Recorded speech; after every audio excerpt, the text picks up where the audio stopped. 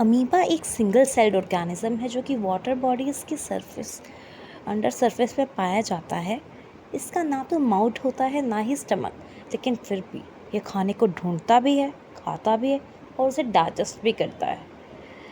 जैसे कि हम देख पा रहे हैं कि इसके अंदर जैसे ही कोई टाइनी बैक्टीरियम या फिर कोई और ऑर्गेनिज्म इसके पास आता है, वैसे ही अपने ये साइटोप्लाज्म में एक्सटेंशंस को बाहर एक्सटेंड करता है, जिसे हम स्यूडोपोडिया या फॉल्स फीड बोलते हैं।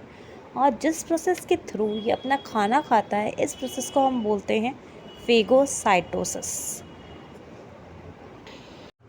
अमीबा के अंदर holozoic mode of nutrition follow होता है, जिसके अंदर कुछ स्टेप्स होते हैं जैसे कि इंजेशन, डाइजेशन, एब्जॉर्प्शन, एसिमिलेशन और इजेशन।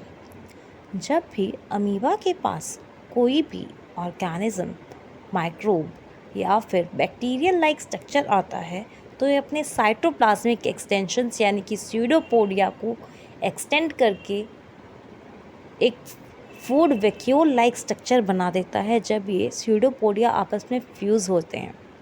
और अब इसी फूड वैक्यूल के अंदर काफ़ी सारे एंजाइम्स, डाइजेस्टिव एंजाइम्स एंटर करते हैं और इसके कॉम्प्लेक्स सब्सटेंसेस को सिंपल सब्सटेंसेस में कन्वर्ट कर देते हैं।